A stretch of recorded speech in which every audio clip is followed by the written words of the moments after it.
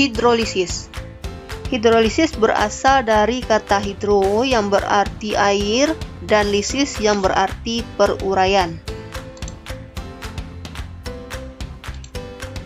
Hidrolisis garam dapat diartikan sebagai reaksi yang terjadi antara suatu garam dengan air, yang mana ion positif atau ion negatif dari garam akan bereaksi dengan air, membentuk asam, basa, atau netral.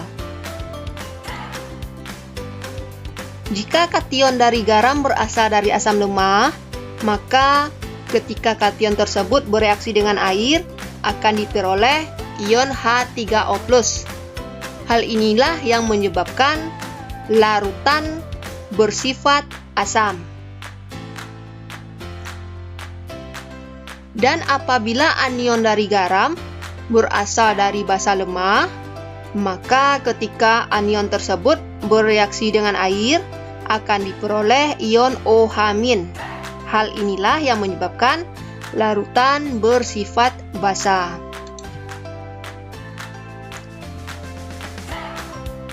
Berdasarkan asam dan basa pembentuk garam, maka garam dapat dikelompokkan menjadi 4 kelompok. Garam yang terbentuk dari asam kuat dan basa kuat. Sebagai contoh di sini NaCl, yang mana di dalam air NaCl terion sempurna membentuk ion Na+ dan Cl-. Ion Na+ karena berasal dari basa kuat NaOH, maka tidak bereaksi dengan air. Begitu juga dengan ion Cl- yang berasal dari asam kuat HCl. Karena kation maupun anion dari garam ini tidak terhidrolisis, maka menyebabkan larutan bersifat netral.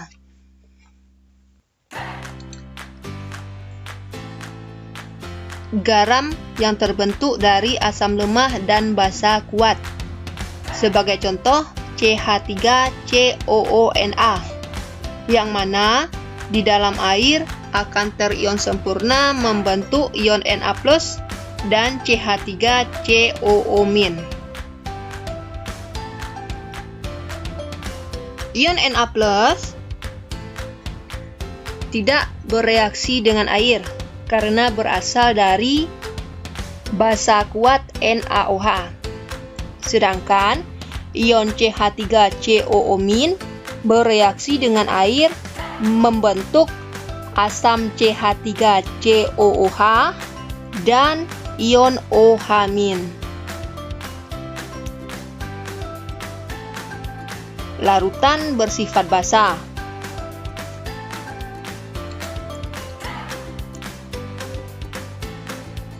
Garam yang berasal dari asam kuat dan basa lemah.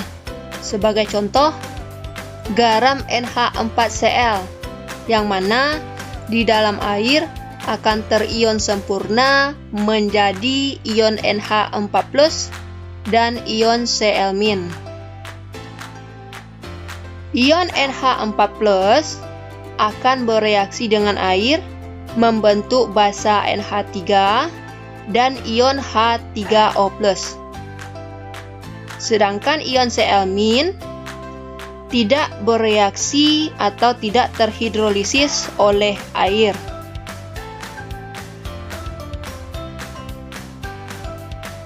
Larutan bersifat asam.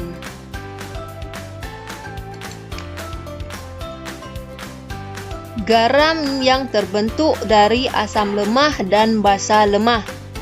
Sebagai contoh, garam NH4CN, yang mana di dalam air garam ini akan terion sempurna menjadi ion NH4+ dan ion Cn-. Ion NH4+ akan bereaksi dengan air menghasilkan NH3 dan ion H3O+.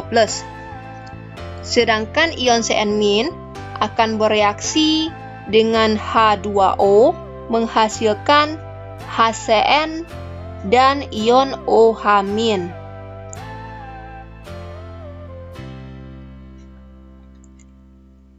Karena kation maupun anion sama-sama terhidrolisis, maka dapat dikatakan garam ini terhidrolisis total.